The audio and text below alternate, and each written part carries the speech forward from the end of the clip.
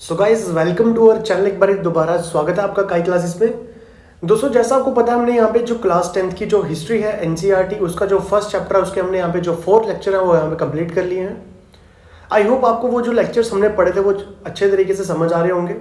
तो उसी की कंटिन्यूएशन में आज हम पढ़ने वाले हैं उसका चैप्टर नंबर, मतलब कि चैप्टर नंबर तो 1 ही चल रहा है, उसी की कंटिन्यूएशन में हम पढ़ने वाले हैं लेक्चर नंबर 5 पढ़ने वाले हैं। और इसके अंदर हम पढ़ने वाले हैं दोस्तों, यहाँ पे हम पढ़ने वाले हैं रेवोल्यूशनरीज के बारे में। देखेंगे जो रेवोल्यूशनरीज होते हैं उसमें क्या चीज़ें होती हैं, कौन रेवोल्यूशनरी बन जाता है और इनके क्या क्या क्राइटेरिया होते हैं, ये क्या क्या करते हैं और इसका जो इम्पैक्ट था वो हमारी इंडिया पे कैसे पड़ा। दोस्तों अभी तक हम जो भी चीज़ें पढ़ रहे हैं वो हम पढ़ रहे हैं फ्रांस के अंदर क्या क्या चल रहा है। जैसे आपको याद होगा हमने फर्स्ट लेक्चर में हमने क्या कंप्लीट किया था, हमने फर्स्ट लेक्चर के अंदर एक फोटोग्राफ को समझा था जो कि फ्रेडरिक सोरो ने फोटोग्राफ यहाँ पे बनाया था। इस फोटोग्राफ के बारे में हमने अच्छे से स्टडी की थी। इसके बाद हम यहाँ पे आ गए थे कि कौन कौन सी फ्रांस रेवोल्यूशन के बाद जो चेंजेस है उसके बारे में हमने डिस्कस कर लिया है। इसके बाद दोस्तों हमने यहाँ पे और देख लिया था, यहाँ पे नेपोलियन के बारे में देखा था इस पार्ट में। और फाइनली आते आते हमने देखा था कि जो नेशनलाइजेशन है वो कैसे यूरोप के अंदर आती है, वो भी हमने दोस्तों यहाँ पे कंप्लीट किया था। इसके बाद चेंजेस क्या क्या आती है वो भी हमने देखा था यहाँ पे। और फाइनली आते आते हमने लिबरल, और हमने यहाँ पे लिबरल का मतलब देखा था, लिबरलिज्म क्या होता है। हमने यहाँ पे ये भी देखा था जो लिबरल का मतलब होता है वो 2 स्फेयर्स में देखा था। हमने पॉलिटिकल स्फेयर देखा, एक हमने इकोनॉमिक स्फेयर देखा। इन 2 स्फेयर्स में हमारे पास जो इनका मीनिंग होता है वो हमने अच्छे से स्टडी किया था। और लास्ट में आते आते हमने देखा था ए न्यू कंजर्वेटिज्म आफ्टर 1815। 1815 के बाद एक नया कंजर्वेटिज्म जो आइडिया था वो कैसे हमारे सामने आता है, ये दोस्तों हमने डिस्कस कर लिया था यहाँ पे। आज इसी की कंटिन्यूएशन हम पढ़ने वाले हैं रेवोल्यूशनरीज के बारे में। दोस्तों पहले मैं आपको बता दूं रेवोल्यूशनरीज होते कौन है। रेवोल्यूशनरीज दोस्तों ये कौन लोग होते हैं, ये दोस्तों को बेसिकली होता है ग्रुप ऑफ यूथ होता है, ग्रुप ऑफ यूथ, यूथ का ग्रुप होता है। मतलब ये यूथ क्या होता है, ये यूथ काफ़ी ज़्यादा एंग्री होता है। ये चीज़ें यहाँ पे दिखाई जा रही हैं कि ये जो ग्रुप होता है काफ़ी ज़्यादा एंग्री है, ये इस ग्रुप के अंदर काफ़ी ज़्यादा एनर्जाइज्ड है। एनर्जाइज, अब क्यों एनर्जाइज्ड है, मतलब कि ये जो भी चेंजेस आ रही है सोसाइटी के अंदर उस चीज़ को एक्सेप्ट नहीं कर रहे। कौन? रेवोल्यूशनरीज, मतलब नॉट एक्सेप्ट द चेंजेस, ये चेंजेस को एक्सेप्ट नहीं कर रहे। इसके बारे में यहाँ पे आते पढ़ना है हमें। अगर मैं आपको दोस्तों यहाँ पे एक छोटी सी टाइमलाइन ड्रॉ करके हम देख लेते हैं यहाँ पे कि हमने क्या क्या स्टडी कर लिया हुआ है। आपको पता है दोस्तों यहाँ पे जो नेपोलियन का जो पीक था वो 1799 से लेके 1815 के बीच में रहा। ये नेपोलियन पीक पे रहा। मतलब ऐसा बोल सकते हैं कि जो फ्रेंच रेवोल्यूशन के जो आउटकम्स है, आउटकम्स ऑफ फ्रेंच रेवोल्यूशन, वो मोस्टली इस समय में पीक पे रहे। 1719 से लेके 1785 के बीच में पीक पे रहे। दोस्तों यहाँ पे हम देखते हैं 1718 के बाद क्या हुआ। हमने इस लास्ट क्लास में पढ़ा था कि 1718 के बाद क्या हुआ, कंजर्वेटिज्म स्टार्ट हो रहा है। और हमने 1815 के बाद में चीज़ एक पढ़ी थी, वीना कांग्रेस। हमने वीना कांग्रेस के बारे में पढ़ा था। और वीना कांग्रेस क्यों बनाई गई थी? वीना कांग्रेस बनाई गई थी ताकि जो नेपोलियन है उसने जो टेरिटरीज, उसने जो पावर एक्वायर करी है उसकी पावर को ब्रेक किया जाए। हमने ये भी देखा था। हमने देखा था इसके बीच में क्या होता है, थोड़ा बहुत लिबरलिज्म का आइडिया हमारे सामने निकल के आया। जैसे पॉलिटिकल स्फेयर भी हमने देखा और इसके बीच में हमने इकोनॉमिक स्फेयर भी देखा। हमने दोनों स्फेयर अच्छे से कंप्लीट किए थे। और आपको याद होगा हमने यहाँ पे ये पढ़ा था LA 1 LA इक्वल्स टू किसके बराबर होता है। और हमने लास्ट में आते आते हमने ट्रीटी ऑफ वीना को भी कंप्लीट किया था। अगर आपको आइडिया हो ट्रीटी ऑफ वीना में क्या क्या किया था उसके बारे में आप कमेंट में ज़रूर बताइए। अगर आपको याद है और कुछ भी डाउट्स हैं तो कमेंट में ज़रूर बताइएगा। तो चलिए दोस्तों इसके अलावा हम यहाँ पे स्टार्ट कर लेते हैं रेवोल्यूशनरीज। दोस्तों रेवोल्यूशनरीज मतलब वो लोग जो इन चेंजेस को एक्सेप्ट नहीं कर रहे, उनके बारे में यहाँ पे जो टॉपिक है वो दिया हुआ है। अगर हम यहाँ पे स्टार्ट करते हैं रेवोल्यूशनरीज टॉपिक को, दोस्तों इसका जो सेम मैं अगर बताऊँ रेवोल्यूशनरीज का जो सेम 1905 के बीच में अप्रॉक्सीमेट हमारे इंडिया में भी इसका असर देखने को मिला। इसके जो इम्पैक्ट थे वो हमारे इंडिया में भी देखने को मिले। क्योंकि अगर आपको याद होगा 1905 में ही क्या हो रहा है, हमारे इंडिया में क्या हो रहा है, नेशनलिज्म की भावना बहुत ज़्यादा से बढ़ रही है। बहुत एक फायर पकड़ लिया हुआ नेशनलिज्म ने, उसके बारे में हमें पढ़ेंगे। देखो दोस्तों यहाँ पे 1815 के बाद का जो समय आया उस समय में क्या दिया जा रहा है, लिबरल नेशनलिज्म जो थे वो अंडरग्राउंड होना शुरू हो चुके हैं। अंडरग्राउंड क्यों हो रहे हैं, इसके पीछे वजह है, इसके पीछे एक रीजन है, ये अंडरग्राउंड क्यों हो रहे हैं। दोस्तों अगर आपको पता होगा, मैं यहाँ पे एक चीज़ आइडिया में यहाँ पे क्रिएट कर दूँ आपको यहाँ पे साइड पे, कि जैसे ही हमारा 1815 के बाद जो नेपोलियन था वो फॉल होता है वाटरलू की बैटल में, जैसे वो हार जाता है, उसके बाद जो समय आया उसके बाद क्या हुआ, उसके बाद कंजर्वेटिज्म दोबारा क्रिएट हो रहा है। कंजर्वेटिज्म मतलब दोबारा मोनार्की क्रिएट हो रही है। और जब मोनार्की क्रिएट हो रही है ये क्या कर रही है, ये चाहती है कि इसके खिलाफ कोई खड़ा ना हो। हमने लास्ट क्लास में पढ़ा था ये चीज़ें, हमने देखा था सेंसरशिप लॉज यहाँ पे क्रिएट किए जा रहे हैं। सेंसरशिप लॉ का मतलब क्या हुआ कि राइट टू प्रेस का अधिकार नहीं दिया जा रहा। और ऐसा ही यहाँ पे कुछ चल रहा है यहाँ पे पूरे फ्रांस के अंदर कि मतलब जो भी ये रेवोल्यूशनरीज जो भी लिबरल लोग हैं वो सब क्या हो रहे हैं, वो अंडरग्राउंड होने की कोशिश कर रहे हैं। अंडरग्राउंड इसीलिए हो रहे हैं ताकि वो यहाँ से बच पाए, और जो एक कंजर्वेटिज्म का जो आइडिया नया सामने निकल के आया है, कंजर्वेटिज्म मतलब ये जो नई मोनार्की क्रिएट हो रही है, इसके सामने वो क्या कर पाए, सरेंडर ना करे, बल्कि इनका जो थोड़ा बहुत जो वजूद है वो बना रहे।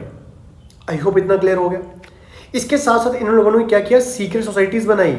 अब दोस्तों ये क्या सीक्रेट सोसाइटीज, देखो सीक्रेट सोसाइटी का मतलब क्या होता है, एक ऐसी सोसाइटी बनाई गई जिसके बारे में बहुत कम लोग जानते थे, जिसके बारे में सिर्फ वही लोग जानते थे जो क्या थे, जो सिर्फ और सिर्फ लिबरल लोग थे, बस वही लोग जानते थे इसके बारे में और कोई भी नहीं जानता था इसके बारे में।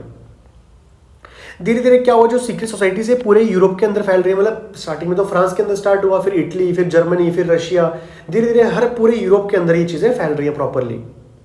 इतना समझ आया। इनके अंदर क्या करते थे, जितने भी यूरोपियन स्टेट्स हुआ करते थे, वो जितने भी रेवोल्यूशनरीज हैं उनको ट्रेन कर रहे हैं ताकि अपने आइडियाज को क्रिएट किया जा सके। तो इस सीक्रेट सोसाइटी का मोटिव क्या था, मोटिव इसका ये सिंपल सा मोटिव है कि क्या किया जाए, जो रेवोल्यूशनरीज हैं उनको और से ज्यादा हमारे साथ क्रिएट किया जाए और इनको अपने साथ जोड़ा जाए। यही इनका बेसिकली जो मेन इनका एम हुआ करती थी। To be revolutionary at this time meant a commitment to oppose the monarchical forms that had been established after the Vienna Congress and to fight for liberty and freedom. यही चीज़ दोस्तों बोली गई है, अगर आपको सीक्रेट सोसाइटी का member बनना है, उसके लिए जो प्री रिक्वायरमेंट क्या होती है, आपको ये जो मोनार्की हमारे सामने बनी है इसके अपोज में आपको खड़े होना पड़ेगा। मतलब आपको कहीं ना कहीं ये जो वीना कांग्रेस के अंदर जो डिसीजन लिए जाएंगे, इसके लिए गए थे, मैं आपको बता दूं वीना कांग्रेस में ये कुछ डिसीजन लिए गए थे, अगर आपको याद होगा। जिनुआ को पिडमेंट में दे दिया, बेल्जियम को नीदरलैंड का कर दिया, ऑस्ट्रिया को नॉर्थ इटली जो है इसको दे दिया गया, ये सब उन्होंने पढ़ा था। इसके खिलाफ आपको खड़े होना पड़ेगा। अगर आप इसके खिलाफ खड़े होते हो तभी आपको एक रेवोल्यूशनरी बना जाएगा, तभी आपको एक सीक्रेट सोसाइटी का मेंबर बनाया जाएगा।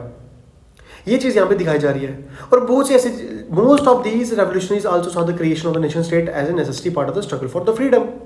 और ये जो रेवोल्यूशनरीज लोग हुआ करते थे, इनकी एक डिमांड थी, ये मानते थे कि भाई हमें क्या करना पड़ेगा, हमें नेशन स्टेट बनानी पड़ेंगी, नेशन स्टेट जरूरी है और उसी के लिए तो हम लड़ रहे हैं, स्ट्रगल फॉर फ्रीडम, उसी के लिए तो लड़ रहे हैं। अगर मैं दोस्तों एक इंटरेस्टिंग सी चीज़ मैं आपको यहाँ पे बता दूँ, अगर ये सीक्रेट सोसाइटी के बारे में मैं आपको यहाँ पे एक साइड पे लिख देता हूँ। यहाँ पे देखो दोस्तों, एक थी सीक्रेट सोसाइटीज़। ये जो सीक्रेट सोसाइटी थी कहाँ बन रही थी, ये पूरे यूरोप के अंदर स्टार्ट हो गई है बनना। और इसका जो इम्पैक्ट था वो इंडिया के ऊपर भी इम्पैक्ट पड़ रहा है। जैसे इंडिया के अंदर आपको पता होगा कि आपने नाम सुना होगा भगत सिंह।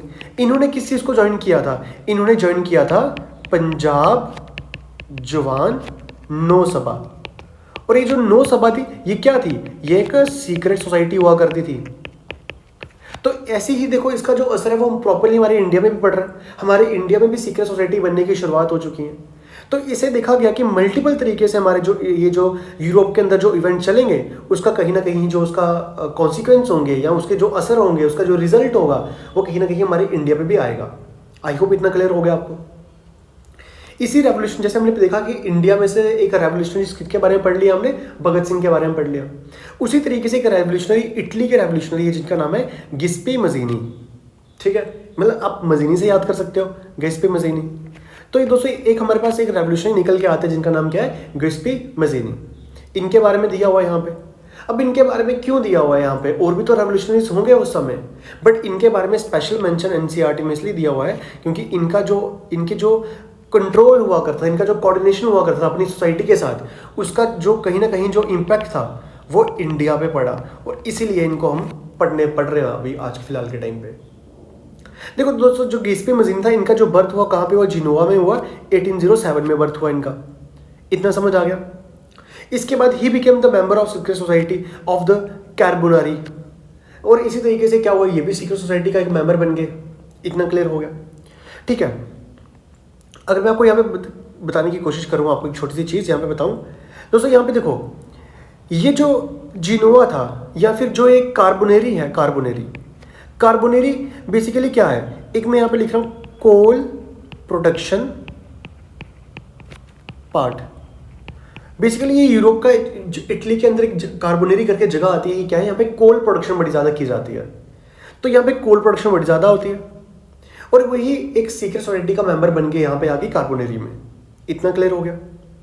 देखो मैंने जैसे आपको यहाँ पे बता दिया कि ये जो भगत सिंह हुआ करते थे, इसी के बीच में आपको एक सिंबल याद आता है जिसका नाम क्या है, इनकलाब जिंदाबाद। इनकलाब जिंदाबाद, इसका मतलब क्या है दोस्तों? ये जो स्लोगन दिए जाते थे इनका मतलब यही हुआ करता था कि यहाँ पे बताया जा रहा है जो इनकलाब है वो जिंदाबाद रहेगा। ऐसे यहाँ पे जो सिंबल्स है वो यूज किए जा रहे हैं।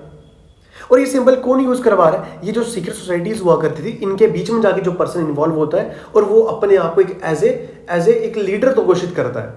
उसी तरीके से गिस्पी मजीनी भी है हमारे सामने।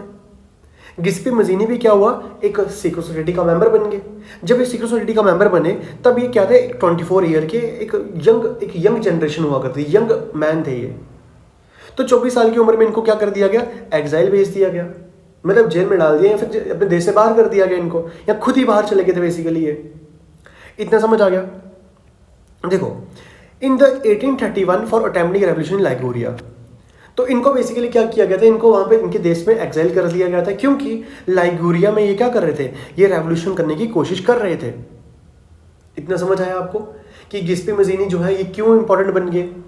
इसके बाद देखो, he subsequently founded 2 more underground societies, first Young Italy in Marseilles and Young Europe in Bern। अब यहाँ पे क्या बताया जा रहा है दोस्तों, जैसे इनको एग्जाइल किया जा रहा है इसके बाद ये कहाँ चले गए, ये साइड हो गए वहां से। बट जैसे इनको एग्जाइल कर दिया गया इन्होंने सीक्रेटली क्या किया, 2 सोसाइटीज बनाई हमारे सामने। एक का नाम रखा गया यंग इटली, एक का नाम रखा गया यंग यूरोप नाम रखा गया। इतना समझ आया आपको? इसके अलावा यहाँ पे देखो दोस्तों, यहाँ पे यंग इटली नाम इसलिए रखा जा रहा है क्योंकि यहाँ पे जो मैक्सिमम लोग जुड़ रहे हैं वो यंग पॉपुलेशन इसके साथ जुड़ रही है। गिस्पी मजीनी के साथ क्या हो रहा है, यंग पॉपुलेशन काफ़ी ज़्यादा ज्वाइन कर रही है। इतना क्लियर हुआ? और देखो एक चीज़ आप नोटिस करने की, देखो यहाँ पे कि जो ये यंग इटली बनाई गई है धीरे धीरे यंग यूरोप भी बना दिया गया। और यंग यूरोप का मतलब क्या हुआ, पूरे यूरोप के अंदर इनका जो दबदबा हो चल रहा है, मतलब सीक्रेट सोसाइटीज होती है वो पूरी दुनिया यूरोप के अंदर फेमस हो रही है धीरे धीरे। तो इतना यहाँ पे गिस्पी मजीनी ने क्या कर चुका है, अपने आप को पॉपुलैरिटी दे चुका है और लोग ज्वाइन भी कर रहे हैं। और क्यों ज्वाइन कर रहे हैं, क्योंकि इनकी जो डिमांड्स है, ये जो गिस्पी मजीनी मानते हैं वो सब लोग एग्री करते हैं इस चीज़ को, इसलिए क्या हो रहा है, सब लोग गिस्पी मजीनी के साथ ज्वाइन कर रहे हैं। इतना समझ आ गया? आगे देखिए यहाँ पे धीरे धीरे क्या हुआ, जो यंग यूरोप था इसमें Poland, France, Italy, German states, इनके जो मोस्टली जो दिमागी लोग हुआ करते थे, मतलब माइंडेड लोग हुआ करते थे, माइंडी यंग मैन, इन लोगों ने यंग यूरोप में ज्वाइन किया इनके साथ। तो मतलब इटली में तो सिर्फ यंग पॉपुलेशन को ज्वाइन किया, बट जब ये यंग यूरोप की बात करते हैं, यंग यूरोप में पोलैंड हो गया, फ्रांस हो गया, इटली हो गया या फिर जर्मनी के हो गया, इन देशों के जो मोस्ट मास्टरमाइंड पर्सन्स हुआ करते थे उन लोगों ने क्या किया, गिस्पी मजीनी के साथ ज्वाइन किया। यहाँ पे Mazzini believe that God has intended nation to be natural units of mankind. देखो यहाँ पे दोस्तों गजीनी जो ये गिस्पी मजीनी है ये क्या मानते हैं, ये मानते हैं कि जो गॉड है, गॉड ने नेशन बनाने के लिए हमें बोला हुआ है कि हम नेशन बनाएंगे तो ही काम सर्वाइव हो पाएगा हमारा, मतलब हमें नेशन बिल्डिंग करनी पड़ेगी। हमें जो टूटे टूटे हिस्सों में टूटते हैं, हम इन टूटे हुए हिस्सों में नहीं रह सकते, हमें एक नेशन बनाना पड़ेगा हमें, वो बोला जा रहा है। तो क्या बोल रहे हैं, so Italy could not continue to be patchwork of the small states and kingdom, it had to be forged into a single unified republic within a wide alliance of nation. क्या बोला जा रहा है कि Italy ये जो छोटे छोटे अलाइनमेंट्स में रहती है, ऐसे नहीं रहा जाएगा इटली के अंदर, बल्कि इटली के अंदर हमें क्या करना पड़ेगा, हमें एक सिंगल यूनिफाइड नेशन ड्रॉ करना पड़ेगा, बनाना पड़ेगा, जिसके अंदर क्या रहे, जिसके अंदर हम पूरा इटली एक मिलजुल के रहे। इतना समझ आ गया? और कहते हैं ये जो यूनिफिकेशन होगी इटली की, could be based of Italian liberty, और यही तभी क्या होगा, इटली के लोगों को लिबर्टी मिल पाएगी। लिबर्टी का मतलब क्या होता है, फ्रीनेस, तभी इन लोगों को फ्री मिल पाएगा, लिबर्टी मिल पाएगी। और इसी मॉडल को चलते चलते हमारे जर्मनी, फ्रांस, स्विट्जरलैंड, पोलैंड, इन जगहों पे भी क्या हो रहा है, सीक्रेट सोसाइटीज बनने की शुरुआत हो चुकी है। तो मतलब सीक्रेट सोसाइटी कोई सिंपल सी सोसाइटी नहीं है कि हाँ 10 लोग मिल गए, 20 लोग मिल गए। अब आप देखो इटली के यंग लोग सारे इसमें इस सोसाइटी के अंदर ज्वाइन किए हुए हैं। इसका मतलब है धीरे धीरे इटली से भी बाहर सोसाइटी बाहर आएगी, यूरोप के अंदर चली गई। और धीरे धीरे आप देखो जर्मनी हो गया, फ्रांस हो गया, स्विट्जरलैंड हो गया, पोलैंड हो गया, इन जगहों पर भी क्या हो रहा है, इन जगहों पे भी ये जो सीक्रेट सोसाइटी है ये बनने की शुरुआत हो चुकी है। देखो यहाँ पे Mazzini's relentless opposition to monarchy and his vision of democratic and conservatives, और कहते हैं ये जो कंजर्वेटिव हुआ करते थे, मतलब मोनार्की हुआ करती थी, ये कहीं ना कहीं इस मजीनी के जो ये आइडिया चल रहे हैं, इसके कहीं ना कहीं इस चीज़ को लेकर डर चुके थे वो। तो इसीलिए यहाँ पे मेटरनिक, अगर आपको याद होगा मेटरनिक कौन है, अगर मैं आपको बताऊँ ट्रीटी ऑफ वीना अगर आपको याद होगी, तो यहाँ पे हमने देखा था ऑस्ट्रिया के चांसलर हुआ करते थे मेटरनिक, ड्यूक मेटरनिक। ये वही मेटरनिक है। और एक लास्ट में एक लाइन कहते हैं कि the most dangerous enemy of our social order. यहाँ पे ये बताया जा रहा है कि जो ये हम गिसिस्पी मजीनी है, ये मोस्ट डेंजर एनिमी है हमारे सोशल ऑर्डर के लिए। ये लाइन कौन कहता है? ये हमारे मेटरनिक कहते हैं, ड्यूक मेटरनिक, जो कि ऑस्ट्रिया के चांसलर है। आई होप इतना समझ आ गया आपको। इसके अलावा यहाँ पे दोस्तों मैं आपको बता दूं, यहाँ पे मजीनी की बात कर लेते हैं। मजीनी दोस्तों, मजीनी उस समय 24 ईयर्स के थे, 24 साल के थे। इनका बर्थ कहाँ पे हुआ था? जिनोवा में हुआ था, हमने वो डिस्कस कर लिया। अब ये सिग्निफिकेंट क्यों बन जाते हैं, क्यों ज़रूरी बन जाते हैं हमारे लोगों के लिए, क्यों हम पढ़ रहे हैं इनके बारे में? देखो दोस्तों, अगर आपको बात होगा, अगर नेपोलियन का समय की बात पर अगर आपको याद होगी, तो नेपोलियन के समय में क्या हुआ था? काफ़ी अच्छा सिस्टम चल रहा था, फिर भी लोग खुश नहीं थे। वहाँ बीच में थोड़ी बहुत प्रॉब्लम थी, तो उसके लिए वो दुखी थे लोग। बट अगर मैं बात करूँ सिग्निफिकेंस की, बात करते हैं, हम बात करते हैं part of Napoleon empire, but after Vienna जो जिनोआ हुआ करता था, जिनोआ किसको दे दिया गया? पिडमेंट को दे दिया गया। और पिडमेंट में क्या चल रहा है? पिडमेंट में मोनार्की चल रही है। तो मतलब आप देखिए, जो मजीनी है इनका बर्थ हुआ जिनोआ में। जिनोआ वीना के बाद क्या हुआ था? जिनोआ कहाँ पे उसको डिस्ट्रीब्यूट कर दिया गया था? जिनोआ का पिडमेंट में बेच दिया गया। तो जब जिनोआ पिडमेंट को दे दिया, और पिडमेंट में तो क्या चल रहा है? मोनार्की चल रही है। तो इस चीज़ को देखते हुए क्या हुआ? गिसिस्पी मजीनी क्या थे? खुश नहीं थे, काफ़ी ज़्यादा दुखी थे इस चीज़ को लेके। ठीक है, अगर हम 1813 की बात करते हैं, देखो 1830 में भी क्या होता है? एक स्मॉल रेवोल्यूशन क्रिएट हुआ था, स्मॉल रेवोल्यूशन इन बेल्जियम। और बेल्जियम में ये रेवोल्यूशन चला, और 1830 में क्या हुआ? बेल्जियम हमारा क्या हो गया? इंडिपेंडेंट क्रिएट हो गया। इससे क्या हुआ? इंडिपेंडेंट बन गया हमारा बेल्जियम। उसी तरीके से अब हम देखने वाले हैं 1830 और 1848 के अंदर भी क्या होगा? पूरे फ्रांस के अंदर या पूरे यूरोप के अंदर भी क्या होने वाला है? दोबारा से रेवोल्यूशन क्रिएट होने वाला है। इसके बारे में भी देखेंगे हम। और ये रेवोल्यूशन कैसे एक बूस्ट फायर का काम करेगा पूरे फ्रांस के अंदर, वो भी देखने वाले हम। इसके अलावा मैं आपको बता दूं, 1900s की बात करते हैं अगर हम, जैसे अगर मैं इंडिया की बात करता हूँ, अभिनव भारत हो गया, वीडी सावरकर हो गया। जैसे अभिनव भारत क्या है? अभिनव भारत एक सीक्रेट सोसाइटी है, जो किसने बनाया था? वीडी सावरकर ने बनाया था। काफ़ी ज़्यादा इन्फ्लुएंस है ये जो हमने अभिनव भारत बेसिकली सीक्रेट सोसाइटी बनाई हमारी इंडिया ने, किसने बनाई? वीडी सावरकर ने बनाई।